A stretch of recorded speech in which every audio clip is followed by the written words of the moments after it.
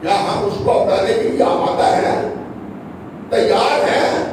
اس کی پابندی ہے ہمارا، ہم اپنے نفس پر اس کو پابند کرتے ہیں، اپنے گھروں پر اس کو پابند کرتے ہیں، اپنے ماحول میں اس کو قبول کرنے کے لیے تیار ہیں؟ اِنَّا لِلَّهِ وَإِنَّا إِلَيْهِ رَاجِعُونَ جواب نصیب میں سنتے ہیں، ہم سنتے ضرور ہیں کہ ان خیر الحدی حدی محمد صلی اللہ علیہ وسلم. حضرت جابر فرماتے ہیں، صحیح بخاری کی روایت ہے، حضرت جابر فرماتے ہیں رضی اللہ تعالیٰ عنہ کہ نبی علیہ السلام نے فرمایا میں بطحاء میں لیٹا ہوا تھا، سویا ہوا تھا، میرے دائیں پاؤں کی جانب اور میرے سر کی پاؤں کے بل دو فرشتے آئے، دونوں کھڑے، وہ پوچھتے ہیں کوئی بات کرے اس دن کے بارے میں. لمبی روایت ہے، قصہ مختصر. فرشتہ کہتے ہیں کہ ان کی مثال یہ ہے کہ کسی بڑے آدمی نے ایک باغ بنایا، اس میں دسترخوان سجایا اور اپنا ایک نمائندہ دروازے پہ کھڑا کر دیا، لوگوں کو آوازہ دینے کے لیے، بلانے کے لیے کہ لوگوں آؤ باغ میں داخل ہو جاؤ، تمہارے لیے دسترخوان سجا ہوا ہے. دسترخوان کے آگے مفت کے کھانے پڑے ہیں، آؤ کھاؤ، کھاتے جاؤ. تو کہتے ہیں کیا مطلب اس کا؟ دوسرا فرشتہ کہتا ہے مذاق کرے، کیا مطلب اس کا؟ کہتے ہیں اس کا مطلب یہ ہے کہ اللہ رب العزت نے جنت سجائی ہے، اس کا آوازہ دینے والے، اس کا ہوکا دینے والے حضرت محمد رسول اللہ ہے صلی اللہ علیہ وسلم. جو ان کی آواز پر لبیک کہے گا وہ باغ پہ آ کے دسترخوان پہ بیٹھ کے کھانا کھانے گا، اور جو ان کی آواز پہ لبیک نہیں کہے گا وہ نہ جنت میں جائے گا نہ یہاں سے کچھ کھا سکے.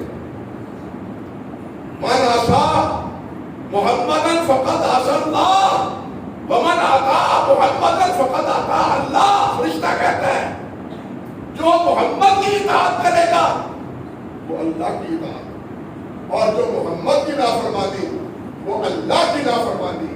محمد فرق بین الناس، لوگوں کے درمیان تفریق کرنے والے محمد صلی اللہ علیہ وسلم. کیا مطلب؟ کیا غلط ہے، کیا صحیح ہے، کیا جائز ہے، کیا ناجائز ہے، ایمان کیا ہے، کفر کیا ہے، توحید کیا ہے، شرک کیا ہے، سنت کیا ہے، بدعت کیا ہے، تابعداری کیا ہے، ہوا پرستی کیا ہے، یہ ساری تفریق کرنے والے کون ہیں؟ محمد رسول اللہ. آپ کے بتلانے سے، ایمان آپ کے بتلانے سے، بات سمجھے، ایمان آپ کے بتلانے سے، عمل آپ کے بتلانے سے، عقیدہ آپ کے بتلانے سے. مجھے آپ بتلائیں کیا کفار مکہ اللہ سبحانہ و تعالی کا انکار کرتے تھے؟ وہ اللہ کو خالق نہیں مانتے تھے؟ اللہ کو موت و حیات کا مالک نہیں مانتے تھے؟ مانتے تھے. وہ کہتے تھے کہ زمین و آسمان کو بنانے والا اللہ ہے، پیدا کرنے والا اللہ ہے، موت و حیات اللہ کے پاس. لیکن اس کے باوجود وہ مشرک کیوں تھے؟ وہ کافر کیوں تھے؟ اللہ کو تو انہوں نے مانا، وہ کافر کیوں تھے؟ کس سے پیچھے چلے؟ کیا ارسطو، کیا افلاطون، کیا اللہ کے منکر تھے؟ اللہ کا انکار کرتے تھے؟ کیوں ڈاکٹر صاحب اللہ کا انکار نہیں کرتے تھے؟ رسول اللہ کو مانتا تھا. وہ جو روم کے بڑے بڑے فلاسفر تھے جن کے فلسفے کی دھار آج تک تسلیم کی جاتی ہے، اللہ کو وہ بھی مانتے تھے، لیکن اللہ کو ماننے کے باوجود وہ پھر بھی کافر تھے. یہ اللہ کو ماننے کے باوجود بھی کافر اور مشرک تھے. کیوں؟ اس لیے کہ انہوں نے اللہ کو اس طرح نہیں مانا جس طرح اللہ کے رسول کہتے تھے.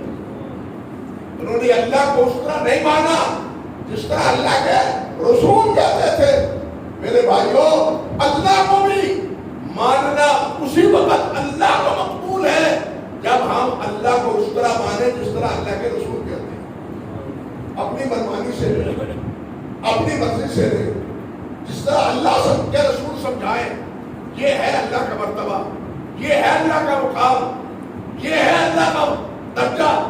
اللہ تعالیٰ نے فرمایا ہے قرآن مجید میں کہ قیامت کے دن اور یہ جو آسمان آپ کو ساتھ نظر آتے ہیں، 7 آسمان، جن کی وسعتوں کو آج تک کوئی مائی کا لال اندازہ نہیں کر سکا، یہ 7 زمینیں، یہ 7 آسمان اور زمین کو قرآن کہتے ہیں قطن جس سے دل للکتب، جس طرح ایک کاغذوں کو لپیٹ کے مٹھی میں آپ لے لیتے ہیں، ان آسمانوں کو اور زمینوں کو اللہ تعالیٰ اپنی لپیٹ میں لے لیں گے مٹھی میں۔ اور حدیث میں آتا ہے نبی علیہ السلام نے کیا حدیث قرآن مجید کی آیت تلاوت فرمائی اور تلاوت فرما کے اپنے دست مبارک کو اس طرح گھمایا زور سے، صحابہ فرماتے ہیں ہمیں خطرہ لاحق ہوا کہیں نبی علیہ السلام کے اوپر مبارک سے گر نہ پڑے، اتنے زور سے گھمایا اپنے دست مبارک سے، فرمایا زمین و آسمان کو اللہ اس طرح گھمائے اور پوچھے گا کہ ہمارے ملک کو لیو آج کس کی بادشاہت، آج کس کی حکمرانی، آج کس کے فیصلے، سب خاموش، سب خاموش، کہیں سے کوئی جواب نہیں آئے گا، اللہ کی طرف سے جواب آئے گا للہ الواحد القہار، اس اللہ کی جو سب پر غالب ہے۔ اور یہاں میں ایک تعارف کروں، یہ قہار کا لفظ جہاں بھی آیا ہے واحد ساتھ آیا ہے، قہار کا صفت کا لفظ، اللہ کی یہ صفت قرآن میں جہاں استعمال ہوئی ہے وہاں ساتھ ہے، واحد کا لفظ آیا ہے اور کوئی صفت نہیں۔ یہ اللہ کی وہ صفت ہے جو اکیلا ہی سب پر غالب ہے اور قہار ہے۔ کوئی بھی بھائی کا لال، بڑے سے بڑا نمرود کیا، فرعون کیا، بڑے سے بڑا مردود کیا، وہ تنہا پوری زمین کا اختیار نہیں رکھتا، وہ سب پہ غالب نہیں ہے، سب پہ غالب ہے اور ہے بھی اکیلا، تو وہ کون ہے؟ اکیلا، اکیلا، ہم اکیلوں سے تو ہمارا گھر نہیں سمجھتا، کیوں بھائی؟ اور اکیلے سے ایک بادشاہ کو حکمرانی پوری نہیں ہو پاتی اس سے جب تک اس کے ادراء اور مشیر نہ ہو، اور مشیروں کی بھی راہ میں ایک لمبی لائن جب تک نہ لگی ہوئی ہو، کیا آپ کے سامنے یہ حقیقت نہیں؟ لیکن اللہ کا کوئی مشیر نہیں، اللہ کا کوئی مددگار نہیں، اللہ کا کوئی معاون نہیں، وہ اکیلا ہے اور سب پر غالب ہے، سب مغلوب ہے اور سب پر قہار ہے، تو اس کا بندہ ہے۔ یہ معرفت اللہ کی کروائی ہے تو کس نے کروائی ہے؟ اللہ کے پیارے پیغمبر حضرت محمد رسول اللہ علیہ وسلم۔ جب تک ایمان کو یہ معرفت حاصل نہ ہو، ہم توحید کی حقیقت کو سمجھ نہیں سکتے اور شرک سے ہم بچ نہیں سکتے، نبی علیہ السلام کے مقام اور مرتبے کو ہم جان نہیں سکتے۔ آپ کا مقام یہ ہے کہ آپ ما ينطق عن الهوى، بلکہ کیا عرض کروں، اللہ نے معیار دیا ہے، آپ سنتے رہتے ہیں 16 ماہ تک آپ مدینہ طیبہ میں بیت المقدس کی طرف منہ کر کے نمازیں پڑھتے رہے، پھر بیت اللہ کی طرف منہ کر کے نماز پڑھنے کا حکم دیا۔ قرآن کیا کہتا ہے دوسرے بارے میں؟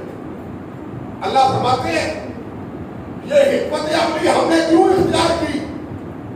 16 مہینے اپنے نبی کی چاہت کو معلوم کرنے کے باوجود، قد نرا تقلب وجهك في السماء، یہ وجہ دیکھنے کے باوجود ہم 16 ماہ خاموش کیوں رہے؟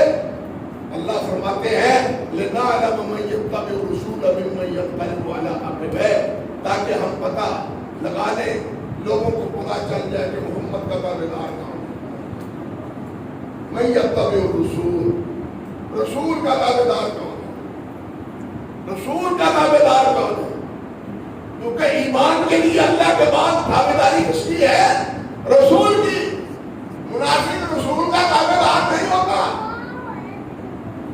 کافر رسول کا تابعدار نہیں ہوتا. مومن اللہ کا رسول، اللہ کے رسول کا تابعدار اور فرمانبردار ہوتا. میں کہا کرتا ہوں نبی علیہ السلام نے کتنے احکام دیے جو قرآن میں نہیں تھے. نبی علیہ السلام نے بیان فرمائے. اگر اللہ تعالیٰ چاہتے تو حضرت تمام سنتوں کو